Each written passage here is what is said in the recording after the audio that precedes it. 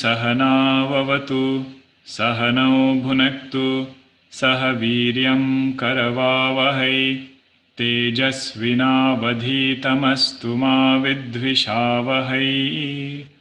ॐ शान्तिः शान्तिः शान्तिः। सदाशिवसमारम्भां शङ्कराचार्यमध्यमाम् अस्मदाचार्यपर्यन्तां वन्दे गुरुपरम्पराम्।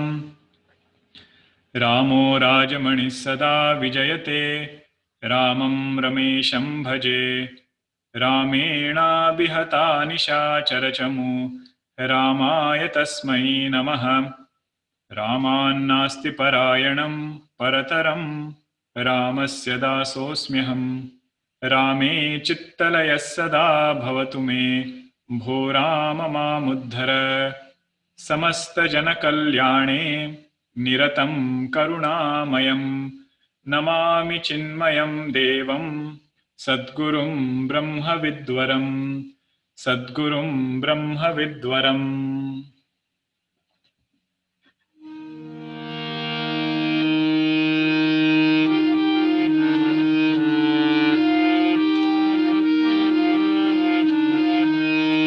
श्रीकृष्ण गोविंद हरे मुरारे श्रीकृष्ण गोविंद हरे मुरारे।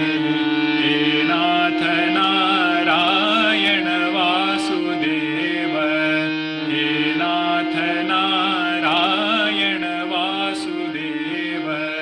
श्रीकृष्ण गोविंद हरे मुरारे श्रीकृष्ण गोविंद हरे मुरारे। हे नाथ नारायण वासुदेव हे नाथ नारायण वासुदेव। श्रीकृष्ण गोविंद हरे मुरारे श्रीकृष्ण गोविंद हरे मुरारे। हे नाथ नारायण वासुदेव हे नाथ नारायण वासुदेव। हे नाथ नारायण वासुदेव हे नाथ नारायण वासुदेव। बोलिए श्री कृष्णचंद्र भगवान की जय। सद्गुरुनाथ महाराज की जय। Hari Om everyone. We were seeing the introduction of Srimad Bhagavad Gita. In the last class, we had seen the uniqueness of the setting in which Bhagavad Gita was given, and also the uniqueness of the student who is receiving this Bhagavad Gita. So we said that the setup was in between a battlefield. Mahabharata war, when both the armies are ready to attack each other, Bhagwan gives this teaching to Arjuna. And when it came to uniqueness of the student, we saw that this was a student who was not lacking in resources, neither was he lacking in skills. But in spite of having resources, in spite of having the skills, he gets confused and asks a question to Bhagwan Krishna: should I fight or should I not fight? What is better? I am not able to understand here. And Bhagwan does not answer the question right away. You feel sometimes when you read Bhagavad Gita, what was the question asked and what is Bhagwan answering? Finally, did Bhagwan answer his question or not? So Bhagwan did answer from all standpoints. We will see all of that. But the important point that we saw in the last class was, what is the central teaching of Bhagavad Gita? Central teaching of Bhagavad Gita is the absolute knowledge, which is okay if I'm not able to fathom what it is, but at least I should know that that is what is the absolute or the essence of Bhagavad Gita. What is my true nature and the nature of this creation? All those questions will be answered. Then we were seeing a metaphor of a game. where we said that it is as though there are two teams which are playing here in this creation. One is me, myself, and second is the world outside. And it's a game that we are playing each and every day in our life. But there are some things which need to be reevaluated in this game, because I have committed some fundamental mistakes. First is, it is as though I have forgotten what are the rules of this game. I am playing the game, no doubt, but I always feel I am at a tussle with the world outside. So rules of the game is something that we need to be reminded about. And the second one is, I have got attached to the instruments of this game. I was given some instruments to play the game, but I got so engrossed in the game and so attached to the instruments that now I don't realize that these are just instruments which are there, which I can use to play this game well. So what were those instruments? Instruments were this body and everything else that we have. Those are given to us by Bhagwan. It is said this body in particular is given on rent. For a certain period of time, we take from creation and we have to make the best use of it and give it back. So if I forget this fact, then it is a lot of the interactions that I'll have with these instruments will also be faulty. But last and the most important one is, I have forgotten that this is a game. Meaning I also have an identity independent of the game that I'm playing. Okay, so my absolute identity is that Satchidananda Brahma, which has taken this identity to play a game. Purpose of Bhagavad Gita is to lead us back there. And the creation, what it is appearing, to inquire more into what is the nature of creation. So that also will be answered. It will tell us about the rules of the game also. A lot of sadhanas will be told, lot of ways to beautify our day-to-day life, our own personality. All of that will be told. Okay, so that also will be taken care of. And what to talk about the attachment to the instruments. Bhagavad Gita is one of the famous texts which talks about art of right contact. Pujya Gurudev again and again used to emphasize this point. So all of that will be addressed. So we were looking at another aspect of Bhagavad Gita, which is, how is Bhagavad Gita a Margadarshaka Grantha? Margadarshaka means a text which shows me how to live my life. Having told the absolute truth, how do I implement or imbibe those values in my life? That is called Margadarshaka Grantha. So Bhagwan discusses various topics. Bhagwan will talk about how to find a purpose in life, meditation, and devotion, how to divinize our day-to-day routine, how to increase sattva. All these topics will also be discussed. That is why it is called Margadarshaka Grantha. Yesterday there was a question in our Sadhana Panchakam class, which was regarding, we talked about different karmas in Vedas, right? Nitya karma, Naimittika karma, and so on. So the question was, in today's times, what is Nitya karma for a householder? Means regular duty that we all should do. So this is where Bhagavad Gita comes into play. The contribution of Gita in today's society, if you want to see, the karmas that were so difficult, with the changing times to follow, Bhagavad Gita has presented the same spirit of the karma in a format that we can understand. Now, what does Bhagwan say? What are Nitya karmas? He says, Yajna Dana Tapa Na Tyajyam Karyameva Tata. Means don't give up doing yajna. Don't give up doing danam, charity. And don't give up your own austerities that you have to do in life. Yajna Dana Tapa. Means controlling our tendencies and directing it to a higher purpose. So Bhagavan says, don't give up these three. These will be your Nitya karma. Niyatam, Karyameva tat. Always do that. But now again, see the word yajna. what is the traditional understanding? That there is a fire and you are offering oblations onto that fire. Now, Bhagwan himself in the Gita understands that in today's times, the word yajna cannot be practiced in the same sense with the lifestyles that we are living and the routines that we have. It is very difficult to have that lifestyle. So in the 4th chapter of Gita, Bhagwan reinterprets the word yajna and gives 13 different interpretations, such that we can find no excuse to say that we are unable to do yajna. He says, things like moderating the breath, offering the inhale into the exhale. He says that is one type of yajna. Doing indriya sanyama, controlling sense organs, that is one type of yajna. Jnana yajna, what we are studying, Gurudev, what he started, he says that is another form of yajna. Moderating in eating, that is also, he says, one form of yajna. So basically what Bhagwan Krishna is doing is, the same spirit which was there in the Vedas, in today's context, how can we understand it? How can we practice it? So all sadhanas are presented in that format. That is why it makes it a Margadarshaka Grantha. Means that Grantha which will help us walk on our path of life. And Gurudev introduces Bhagavatam, in one of the Bhagavad Saptas that Guruji did.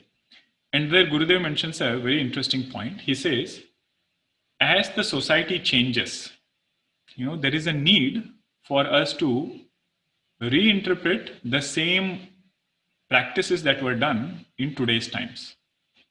But the only thing we should be careful is not everybody can do it.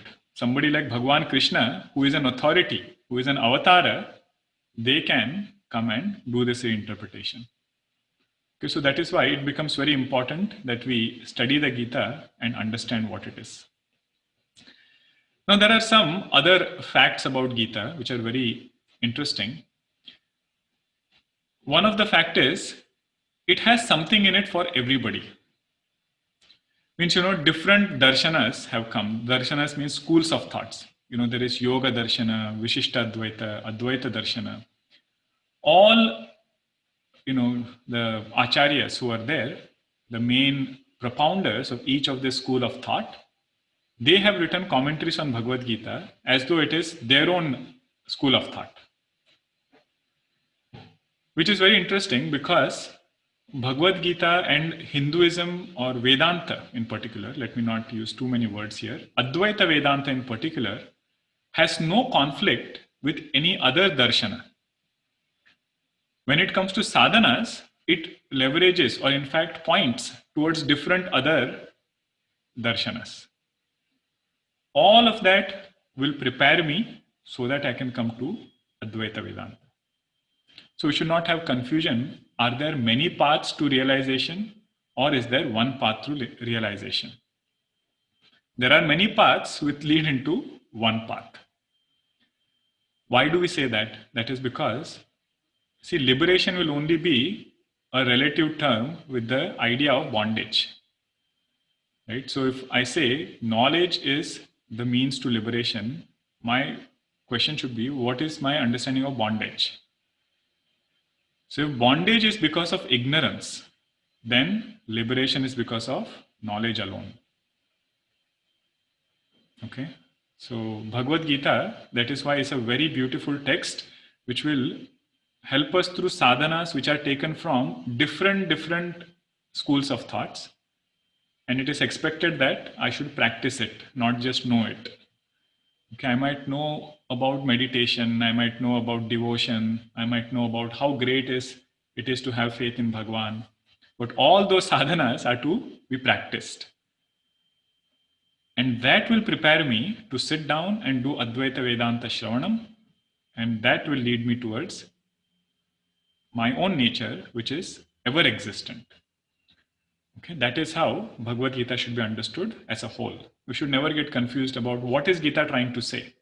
Karma Yoga is also said, Bhakti Yoga is also said, something else is also said. All of that are said, all of that is important, but it is the sadhana portion which leads into Jnanam. Okay, you think about it. If there is any question, we can discuss later. And you must have seen that, people, even in the Gita Dhyanam, it comes that Bhagavad Gita is essence of Upanishad. But if you read the Gita, it is very hard to find what is the essence of Upanishad which is being said in Bhagavad Gita. That is why Bhagwan Shankaracharya ji, he says, I am writing this commentary now. He says there are so many versions, so many opinions about Bhagavad Gita. My purpose is just to present a systematic view of all those different aspects which are there. So there are several commentaries which are written, but we will primarily refer to Pujya Gurudev's commentary and Bhagwan Shankaracharya ji. There are several other acharyas who have written, but for our study, we will refer to that, and I will pull ideas from other places. Okay? We won't read any of Bhagwan Shankaracharya's Bhashya or anything, but the flow underlying that thought process will be coming from there. Okay.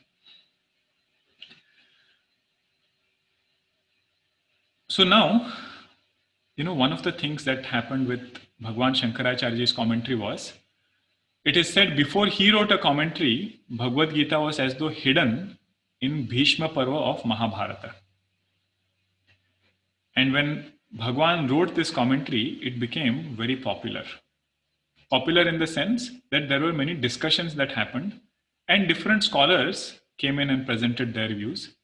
So that is considered to be as one of the most traditional commentaries which is available on Bhagavad Gita. So before we go into our Gita Dhyanam, there is one more thing we can dwell on. What we discussed in the beginning of the satsang, uniqueness of Arjuna, who is the student of this Bhagavad Gita. And the purpose of discussing the qualities of a student is that we can see it in ourselves, not to judge Arjuna, what a great student he was or anything. But there are a couple of things we can see in the life of Arjuna which tells us who is a fit student of Bhagavad Gita. So let's go back to Mahabharata. There is a story when the war is imminent. It has not been declared yet between the Kauravas and the Pandavas, but there is almost 99% certainty that war is going to break out now. So both the sides start gathering their own forces, who are allies with whom they start gathering. So Bhagwan Krishna is just the mediator. He is not taking any sides. He has not taken any sides yet. So Duryodhana and Arjuna both go to Bhagwan Krishna. And it is said Bhagwan Krishna was taking a nap, an afternoon nap, in his palace. Both of them go inside, and there is who is the charioteer? Blanking on the name. Satyaki.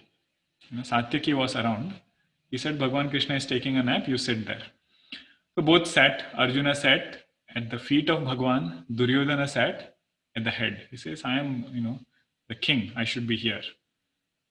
But when a person wakes up, Bhagwan sees Arjuna first. And Duryodhana says, Bhagwan, I came here first.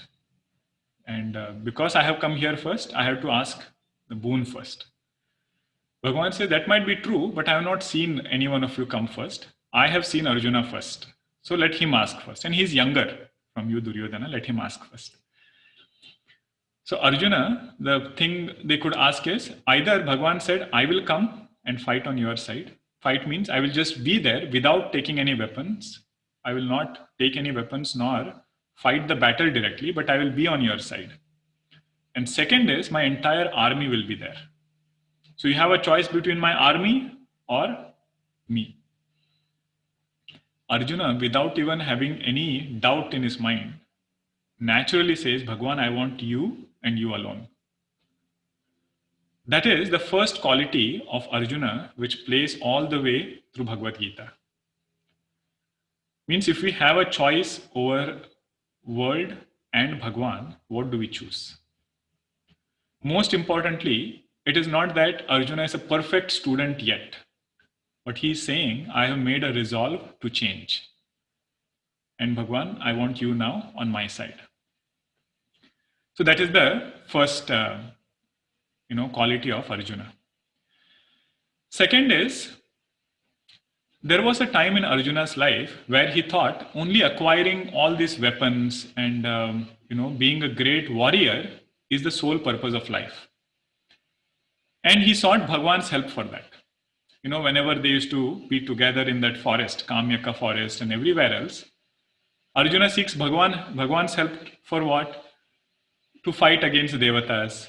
He goes and does tapas, gets weapons and everything. All of that he gets. But then he realizes in the battlefield that in spite of having all these things, he is not able to face the situation of life.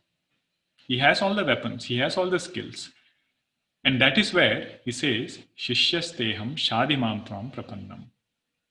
Means I am your student, O Bhagwan. Now you guide me and I am ready to listen to you.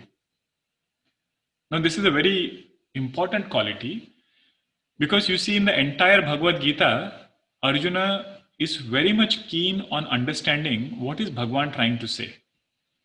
He might have doubts. It is not that only once Bhagwan says something and he understands everything, but he is willing to understand Bhagwan, not disprove Bhagwan. So this is another quality of Arjuna where he knows that Bhagwan knows something which I want to know now. Okay, that is why that's a great quality to have. Then this quality which is there is elaborated in one more incident that happens in Mahabharata. Duryodhana, it is said Bhagwan went to Duryodhana to tell him about why he should not fight the war. All the consequences of the war, dharma, everything. Duryodhana tells Bhagwan, don't preach me dharma.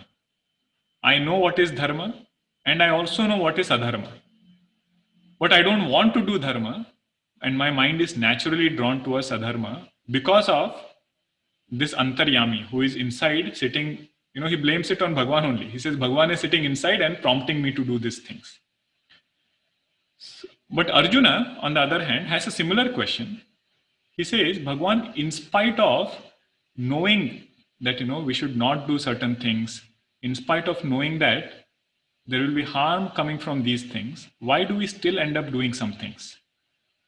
In the third chapter, Arjuna asks this question, but he's asking from a different standpoint. He's saying, Anichannapi Varshneya Baladiva Niyojitaha.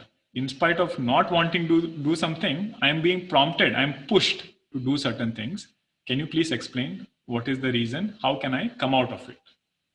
Then Bhagwan explains, and then Arjuna is able to come out. The main quality I am trying to highlight here is questioning with this faith. He asks several questions, but it is with this faith. And then it is said, for the one who is like the student of Arjuna, who is like the student as Arjuna, the last shloka of Bhagavad Gita is a beautiful reminder. It says, Yatra Yogeshwarah Krishnaha, Yatra Partho Dhanurdharaha, Tatra Shrir Vijayo Bhuti Dhruvanitir Matirmama. Means there where a student is ready to put forth effort. He is not Partha who is given up his Dhanurdhara. He is not, dropped everything and saying, Bhagwan, you teach, something will happen magically. This is a Partha who is ready with his bow and arrow. And there, what are the things that will come? Shrihi, prosperity will be there. Vijaya, victory will be there. Bhutihi means extraordinary skills, extraordinary powers. They will be there. And Dhruvanitihi, righteousness will also be there. So that is a notable quality of who is this student, Arjuna, to whom this Bhagavad Gita is given. Now, whenever we talk about the student, another thing we always ask is, who is speaking about it? Who is the speaker? Greatness of a speaker also is important because we tend to question the credentials of the person speaking. Somebody is giving a talk, let us say, 10 ways to have a successful startup. So what is the first thing you will ask? Does he have a startup first, or has he had any idea with what a startup is? Then only he has some authority to speak about it. Right? So you need command over the subject. And second is, you should have benefited from that subject. It cannot be only a theoretical, somewhere I have heard and somewhere I am telling. So now you look at Bhagwan Krishna. Is he an authority on this subject? Well, it is said all the Vedas are breath of Bhagwan.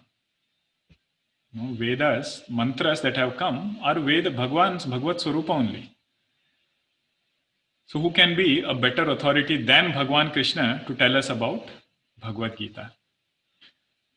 And what to talk about the life that Bhagwan Krishna has lived.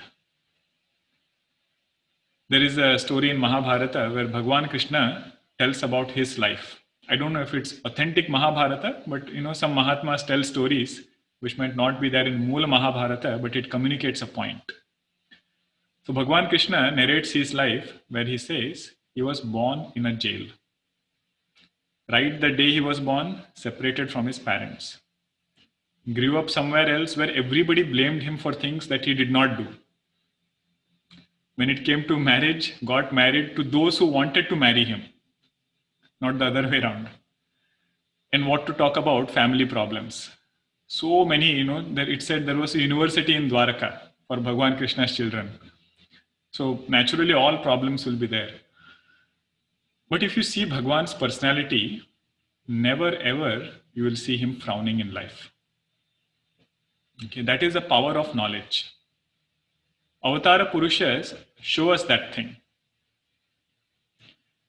Even Bhagwan Ramchandraji's life, if you see, there is one phrase about Bhagwan Rama, Sukha Dukkhe Mukha Prabha.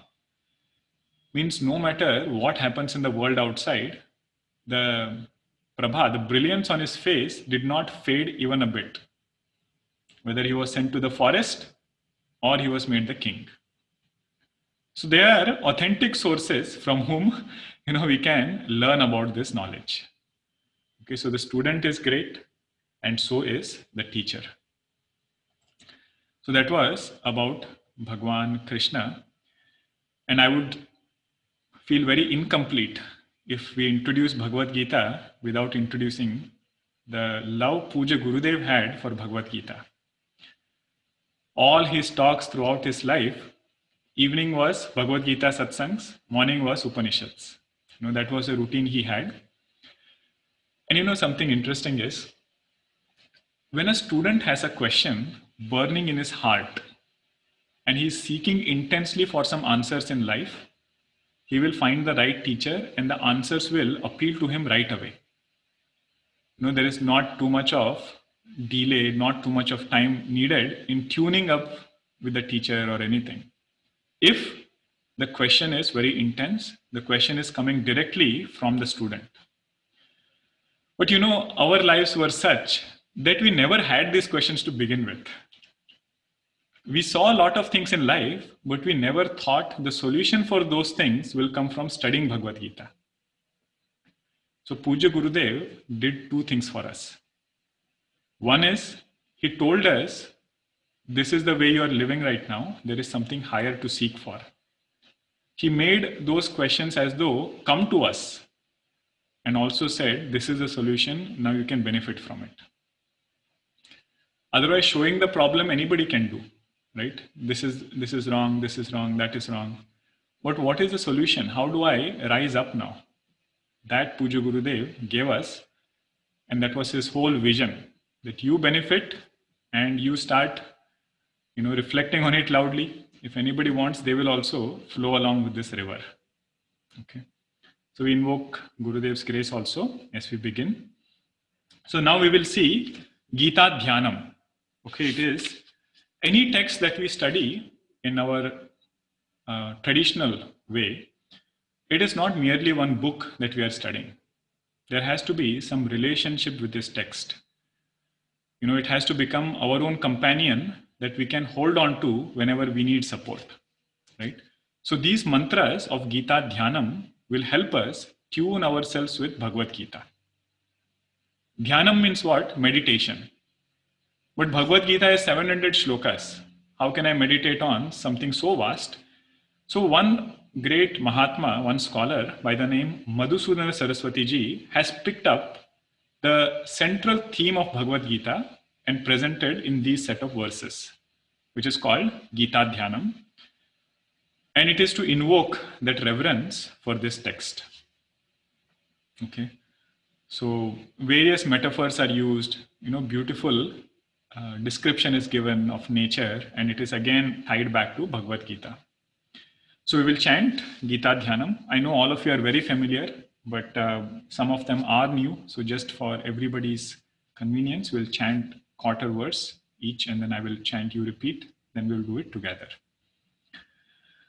Om Parthaya Pratibodhitam. Om Parthaya Pratibodhitam Bhagavata Narayanena Swayam Vyasena Grathitam Purana Munina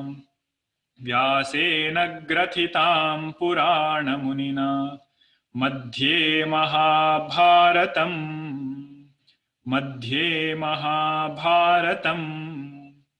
Advaitamrutavarshiniim Bhagavatim Ashtadashadhyayiniim Ambatvam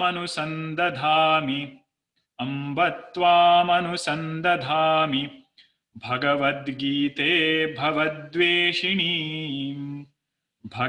Gita Bhavadveshinim Om Parthaya Pratibodhitam Bhagavata Narayanena Swayam Vyasena Grathitam Purana Munina Madhye Mahabharatam Advaitamrutavarshiniim Bhagavatim Ashtadashadhyayiniim Ambatvam Bhagavad Gita Bhavadveshinim. You must have noticed, generally while chanting, sometimes we make the mistake of saying Bhagavatam. Om Parthaya Pratibodhitam Bhagavatam. So grammatically, it will be incorrect if we say tam. It should be ta. Okay. Bhagavata Narayanena. It is by, third case. So this tells us about, first line is, who gave this teaching to whom? Parthaya Pratibodhitam. It was given to this student called Partha, Arjuna, by whom, but not somebody ordinary, by Bhagwan Narayana himself. Narayanena Swayam. Pratibodhitam is a beautiful word. There is one shloka in, I think, Manisha Panchakam. Yo bodhayati ashritan. The third verse, I think, means bodha can be only to those who have taken ashraya. Teaching can be given only to those who have taken refuge in this knowledge. So Partha here, Arjuna, is somebody who is ashrita, who has taken that refuge. To that Arjuna, Bhagwan Krishna is giving this knowledge. Parthaya Pratibodhitam Bhagavata Narayanena Swayam. But I thought there was Vyasji who wrote Mahabharata. So you see the word Madhusudana Saraswati is using. He says, Vyasena Grathitam Purana Munina. Bhagwan Ved Vyasji only has made this garland of flowers. Flowers means this Bhagavad Gita verses which are there. He has only strung them together. He has only compiled them. It is not his own individual composition. Okay, Vyasena Grathitam Purana Munina. Just like when we make a garland, we string the flowers together. We don't make the flowers.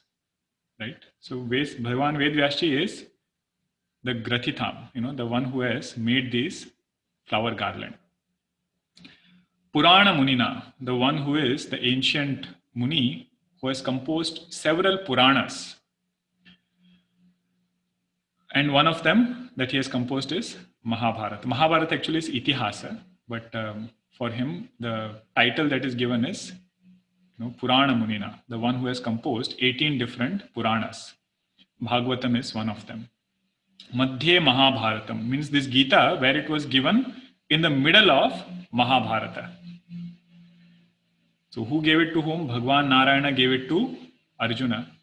But it was woven together, compiled together by Bhagwan Ved Vyasji, who is the ancient Muni, the Rishi of the Puranas, who has composed so many Puranas, and in the middle of Mahabharata. So we have seen all these things in the introduction, what makes it unique. Okay, so Madhya Mahabharatam is what makes it unique. Something came to my mind now. Trivia, okay, side note. It is said there are 18 Puranas, right? And 18 Parvas in Mahabharata. If you start from Adi Parva all the way until last, it is 18 different Parvas. Mahabharata war went on for 18 days. And it is said, Sthita Prajna shlokas which are there in Mahabharata in second chapter is also 18. Something about number 18. Number 18 is considered to be as Purna Sankhya. 9 is the Purna Sankhya, the complete number. And 18 is very auspicious from that regard. Meaning what? Even when we are facing our life like this Mahabharata, we should be able to remain as Sthita Prajna. Okay, that was the main point, not the number 18. But to say that there is some higher knowledge which is available that we can hold on to in life. The word Purana Munina, which is mentioned here, is also interesting. Puranas do elaboration of topics that are mentioned very briefly in Upanishads. Upanishads just, very casually meaning from their standpoint. They will just make one sentence and move on. So for example, in Chandogya Upanishad, it will be said, Ahara Shuddhav Sattva Shuddhi. Finish. How do I get purity of mind? If you purify your Ahara, you will get purity of mind. Now we wonder, Ahara that we are familiar is our regular Ahara, 3 times a day. But Bhagavad Gita will elaborate that particular one phrase. Chapter number 16, 17, 18 will elaborate how to be sattvic.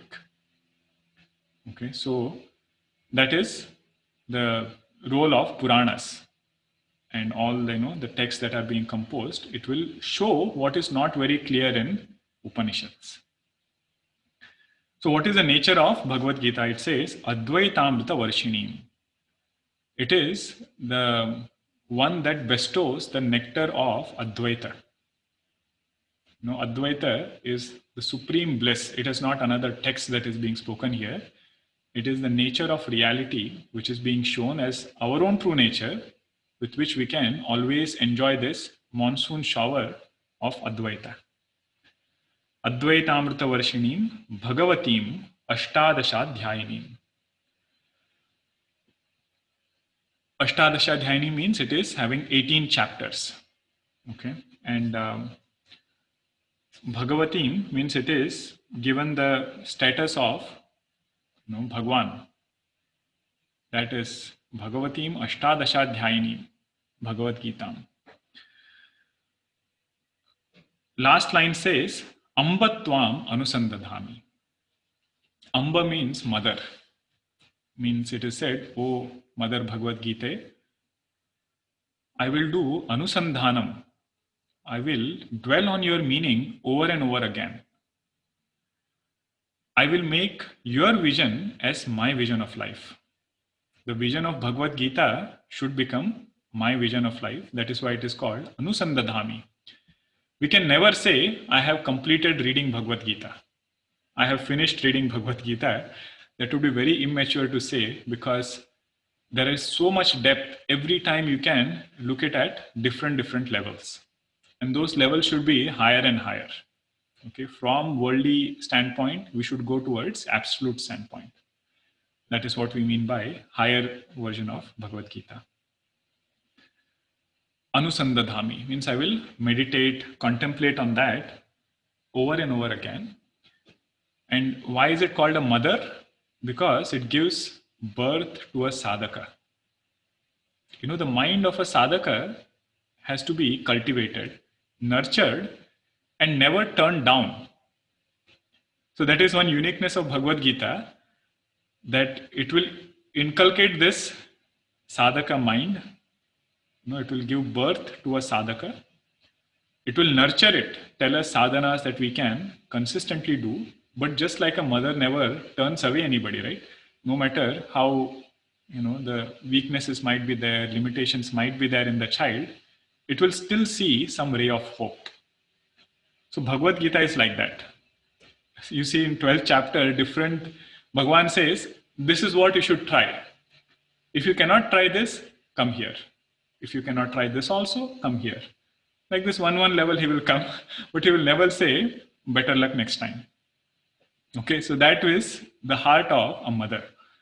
Ambatvam anusandadhami. This is a prayer we do to Bhagavad Gita before starting the study, saying that whatever I have taken from this Bhagavad Gita, I will keep dwelling on it, but not only leave it at that, I will internalize it also. Try my best.